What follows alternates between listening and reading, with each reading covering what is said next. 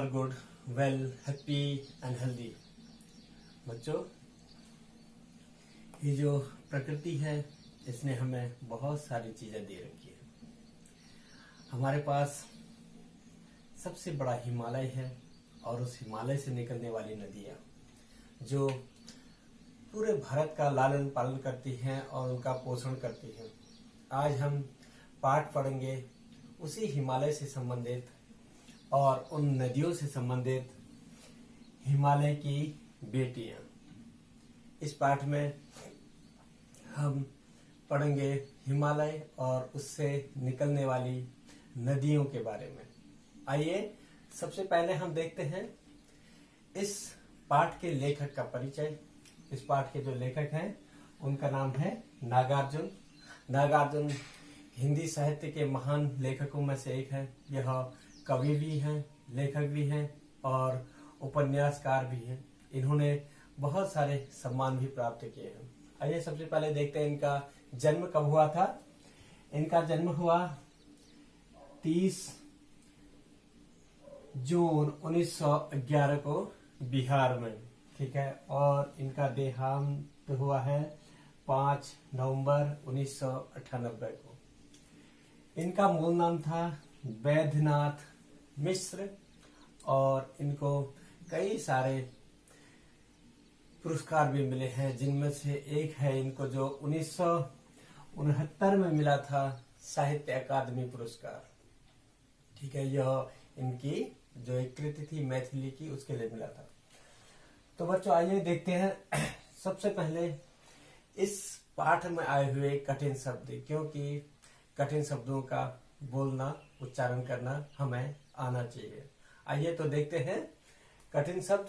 सबसे पहले कठिन शब्द है श्रद्धा, दूसरा कौतूहल, तीसरा अतृप्त, चौथा है आपका आधित्यकाय और पांचवा है उपत्यकाय।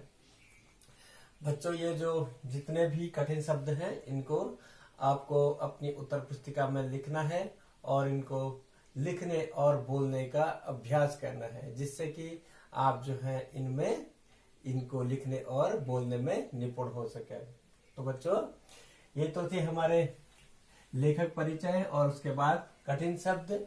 आइए अब हम देखते हैं कठिन शब्दों के अर्थ, क्योंकि जब तक हम उस पाठ में आए हुए कठिन शब्दों के अर्थ नहीं समझेंगे हमारे लिए पाठ समझना आसान नहीं होगा। इसलिए पाठ को समझने के लिए सबसे पहले हम समझेंगे उस पाठ में आए हुए कठिन शब्दों के अर्थ। तो बच्चों आइए अब हम देखते हैं शब्दों के अर्थ। तो आप ध्यान से इन शब्दों को देखेगा और इनके अर्थों को समझने का प्रयास कीजिएगा, ठीक है। सबसे पहले ये लिखा है संभ्रांत। संभ्रांत का मतलब होता है सभ्य, जो है जिसमें जो नैतिक होता है, जो सभ्य होता है, उसको कहते हैं संभ्रांत। कौतूहल, कौतूहल का मतलब होते हैं जिज्ञासा, जानने की इच्छा, ठीक है। जैसे कहते हैं कि वो जो है बड़े कौतूहल से देख रहा था, कौतूहल से देख रहा था यानी कि वो जो उसको जिज्ञासा थी कि इसमें क्या होगा, ठीक है। वह जो है जानना चाह रहा था कि इसमें क्या होगा, इसलिए वह देख रहा था उसे। विस्मय, विस्मय का अर्थ होता है आश्चर्य, ठीक है। बाल लीला, आपने सुना होगा कृष्ण की बाल लीला, जो उनके बचपन में वो जो भी करते थे, जो भी उनके खेल होते थे, उनको कहते हैं बाल लीला, बचपन के खेल। प्रेयसी, प्रेयसी का मतलब होता है प्रेमिका। आधित्यकाय, आधित्यकाय वो भूमि होती है जो पहाड़ों के ऊपर जो समतल होती है थोड़ी थोड़ी, ठीक है। जो जैसे जो पहाड़ होते हैं वैसे तो पहाड़ जो ढलान वाले होते हैं, यदि जहां पर कहीं कहीं जो समतल होता है उसको आधित्यकाय बोला जाता है। फिर आइए अब हम देखते हैं अगले शब्द। फिर अगला आता है उपत्यकाय। उपत्यकाय जो पहाड़ों की जो चोटियां होती है उनको उपत्यकाय बोला जाता है। प्रतिदान, दान, प्रतिदान, यानी कि फिर वापस देना। यदि आपको दान किसी को दे रहे हैं, दान कर रहे हैं, और यदि वह आपको प्रतिदान करता है, उस दान को वापस कर देता है, तो उसको कहते हैं प्रतिदान। सचेतन, सचेतन का मतलब होता है एक चेतना, चेतना को सचेतना के साथ, यानी कि जो सजीव होता है, जिसको जो है कॉन्शियस जिसको आप कहते हैं। मुदित, मुदित का अर्थ होता है प्रसन्न, खुश, ठीक है। फिर आता है उसके बाद खुमारी, कहते हैं आज इसे खुमारी चढ़ी है, यानी कि नशा, ठीक है। अब आता है आपका बलिहारी, मैं तुझ पर बलिहारी जाऊं, यानी कि कुर्बान हो जाऊं। कुर्बान होने का मतलब सब कुछ न्यौछावर कर देना अपना, ठीक है।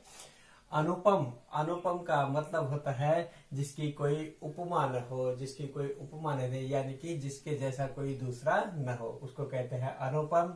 तो बच्चों ये थे इस पाठ में आए हुए कठिन शब्द, और इस पाठ को आपकी सुविधा की दृष्टि से हम लोग 2 भागों में पढ़ेंगे। और आज हमने कठिन शब्द और शब्द अर्थ करे हैं, और हम आधे भाग को आज समझते भी है। तो बच्चों आइए देखते हैं पाठ हिमालय की बेटियां। हिमालय की बेटियां। अभी तक मैंने उन्हें दूर से देखा था, बड़ी गंभीर, शांत, अपने आप में खोई हुई लगती थी। जो नागार्जुन हैं वह उन नदियों के बारे में बात कर रहे हैं जो हिमालय से निकल रही हैं। तो उनके बारे में बता रहे हैं कि अभी तक मैंने उनको जब दूर से देखा था तो वह कैसी लगती थी, बड़ी गंभीर, गंभीर मतलब जो है बहुत शांत स्वभाव की होती है, और गंभीर, ठीक है।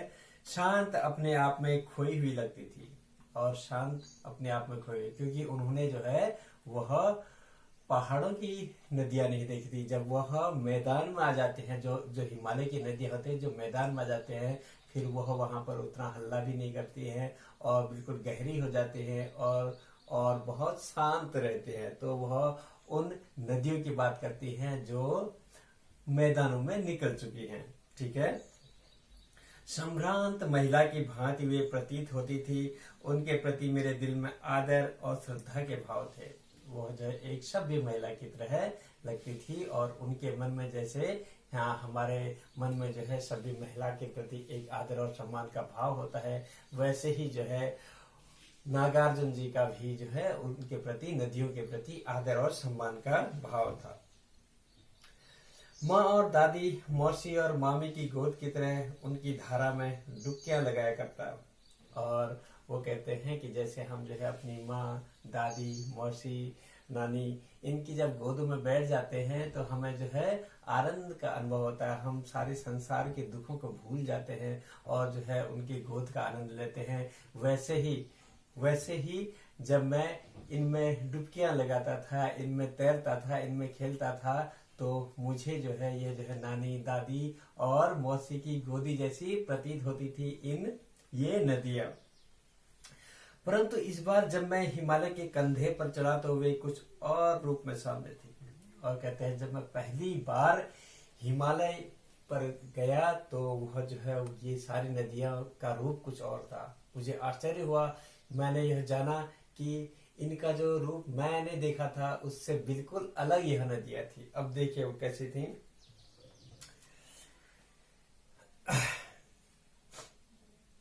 मैं हैरान था कि यही दुबली पतली गंगा, यही यमुना, यही सतलुज समतल मैदान में उतरकर विशाल कैसे हो जाती है।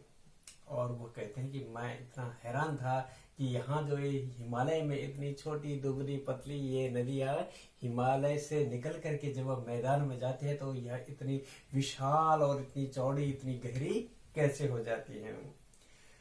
इनका उछलना और कूदना, खिलखिलाकर लगातार हंसते जाना, उनकी यह भाव भंगी, इनका यह उल्लास कहाँ गायब हो जाता है। यानी कि वह उन नदियों की उपमा दे रहे हैं, यानी कि उनके जो है उनको जो नदियां हैं उनको जो है लड़कियों की तरह उनकी उपमा दे रहे हैं कि जैसे छोटी लड़कियां बचपन में जब छोटी होती हैं तो वह जो है बड़े उल्लास में रहते हैं, उनका अल्हड़पन, उनकी जो है बचपना, उनका खिलखिलाना, वैसे ही जो है नदियां जब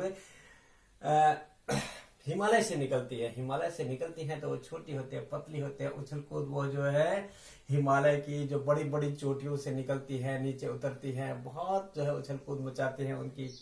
उनकी कलकलाहट से जो है बहुत उस वातावरण में जो है बहुत खुशनुमा माहौल हो जाता है।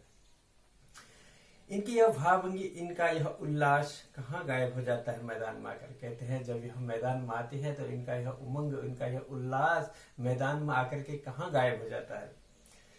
किसी लड़की को जब मैं देखता हूँ, किसी कली पर जब मेरा ध्यान अटक जाता है, तब भी इतना कौतूहल और विस्मय नहीं होता। वो कहते हैं कि जब मैं किसी सुंदर लड़की को देखता हूँ या फिर मैं किसी जो कली होती है, जो फूल की जो जिसमें फूल निकलता है, मैं उस कली को देखता हूँ खिलते हुए, तो उनको देखते ही मुझे इतना आश्चर्य नहीं होता जितना कि इन नदियों को देख करके हुआ। तब भी इतना कौतूहल और विस्मय नहीं होता जितना कि इन बेटियों की बाल लीला देखकर, और मुझे उतना कौतूहल उनको देख के नहीं होता जितना कि इन नदियों की बाल लीला को देख। बाल लीला मतलब यह भी हिमालय से निकलती हुए जब वह पहाड़ों से नीचे आते हैं तो उनको देख करके जितना मुझे आश्चर्य होता है, जितना मुझे उनको जानने की जिज्ञासा होती है, इतना तो मुझे कलियों को देख के और जो है सुंदर सी लड़की को देख के भी नहीं होता। कहाँ ये भागी जा रही हैं, वह कौन लक्ष्य है जिसने इन्हें बेचैन कर रखा है। और वो कहते हैं कि यह ऐसे कहाँ भागी जा रही है, वह ऐसी कौन सी जगह है, वह ऐसा कौन सा इनका लक्ष्य है जहाँ के लिए यह भागी जा रही है, बड़ी बेचैन हो रही है उससे मिलने के लिए। वह ऐसी कौन सी जगह है, भागी जा रहे हैं, वह कौन लक्ष्य है जिसने इन्हें बेचैन कर रखा है। और वह इनका कौन सा लक्ष्य है, वह इनका यह क्या पाना चाहती है, यह किसके लिए बेचैन है, यह जो किससे मिलना चाहती है, वह जिसके लिए यह इतना बेचैन हो रही है।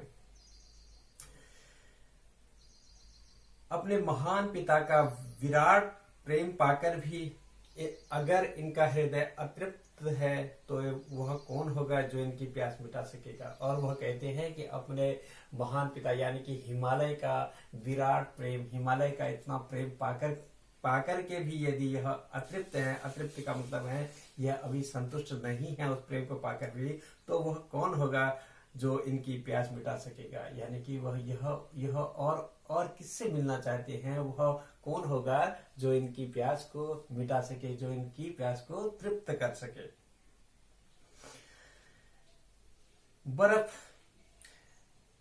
बर्फ जली नंगी पहाड़ियां, यानी कि बर्फ से ढकी हुई नंगी पहाड़ियां, छोटे छोटे पौधों से भरी घाटियां, बंधुर आदित्यकाएं और छोटे छोटे पौधों से भरी हुई घाटियां। जब हिमालय से नीचे को उतरती है तो घाटी पड़ती है, तो वहां पर छोटे छोटे पेड़ पौधों से जो है वह बड़ी हरी भरी रहती है। बंधुर आदित्यकाएं, बंधुर का मतलब होता है मनोरम, ठीक है, वह जहाँ बहुत जो है खुशनुमा। आदित्यकाएं पहाड़ के ऊपर की समतल भूमि, यानी कि मनोरम वो जो समतल भूमि है। सरसब्ज, सरसब्ज का मतलब होता है हरा भरा। उपत्यकाएं चोटियां, और वो हरी भरी चोटियां। ऐसा है इनका लीला निकेतन, और इनका घर ऐसा है जहाँ पर जो है हरी भरी चोटियां हैं और आदित्यकाएं हैं, समतल, वहां पर पहाड़ों में मैदान है। वह जो यहाँ से निकलते हैं, इनका घर ऐसा रसीला, खुशनुमा और मनोरम घर है। और ये उस घर से निकल करके यह किससे मिलना चाहते हैं, इतने खुशनुमा माहौल से निकल के यह किससे मिलना चाहते हैं। नागार्जुन जी कहते हैं कि यह मेरी समझ में नहीं आ रहा है। खेलते खेलते जब ये जरा दूर निकल जाती हैं तो देवदार, चीड़, सरो, चिनार, सफेदा, कैल के जंगलों में पहुंच गए शायद इन्हें बीती बातें याद करने का मौका मिल जाता होगा। और कहते हैं जब ये खेलते खेलते, ये जो बेटियां हिमालय की, जब ये खेलते खेलते यानी कि चलते चलते जब यह कहाँ पहुंच जाते हैं, दूर जंगलों में पहुंच जाते हैं, जो पहाड़ों से नीचे उतरते हुए जहाँ से मैदान लगते हैं, मैदान से ऊपर की जो भूमि होती है, जब वहां पहुंचते हैं तो वहां कौन कौन से जंगलों से होते हुए निकल जाते हैं, किस किस चीज के जंगल, उन जंगलों के बारे में देखो बताया गया है कि देवदार, चीड़, सरो, चिनार, सफेदा, कैल के जंगलों में पहुंच के शायद इन्हें बीती बातें याद करने का मौका मिल जाता होगा। कहते हैं जब वो वहां पहुंच जाती होंगी तो इनको जो है बीती बातें याद करे, यानी कि अपने पिता की और उन पहाड़ियों, उन चोटियों की याद आती होगी। कौन जाने बुढ़ा हिमालय अपनी इन नटखट बेटियों के लिए कितना सिर धुनता होगा। और वो कहते हैं कि कौन जाने, क्योंकि उनकी जो प्यारी बेटियां जिनको इतना प्रेम करता है वो उनको छोड़ करके खेलते खेलते आगे निकल चुकी हैं। अब भगवान जाने वह जो हिमालय जो बूढ़ा हो चुका है इन बेटियों से बिछड़ करके अपना माथा पीटता होगा, सिर धुनता होगा, मतलब माथा पीटता होगा और जो है इनको बड़ा याद कर रहा होगा। बड़ी बड़ी चोटियों से जाकर पूछे तो उत्तर में विराट मौन के सिवा उसके पास और रखा ही क्या है। और वो कहते हैं कि यदि उस हिमालय के पास जाकर के पूछो या उन चोटियों से पूछो तो उनके पास विराट मौन के, उसके पास सिर्फ चुप्पी के, सिर्फ मौन के सिवा और कुछ भी नहीं है, सिर्फ उनके पास मौन है बस। ठीक है, तो बच्चों ये था आज के लिए, और अगली बार हम पढ़ेंगे इसके आगे का, बहुत रोचक है आगे। ठीक है, क्योंकि हमें इस पाठ को 2 भाग में करना है, अगले भाग में हम आगे पढ़ेंगे। तो बच्चों आज के लिए इतना ही, और जो मैं आपको इस पाठ में कठिन शब्द और शब्द अर्थ आपको दे रहा हूं उसको आपको अपनी उत्तर पुस्तिका में साफ और सुंदर सी लेख में लिखना है। और यदि आपको कोई परेशानी होती है तो आपको मुझसे संपर्क करना है। आज के लिए इतना ही, धन्यवाद।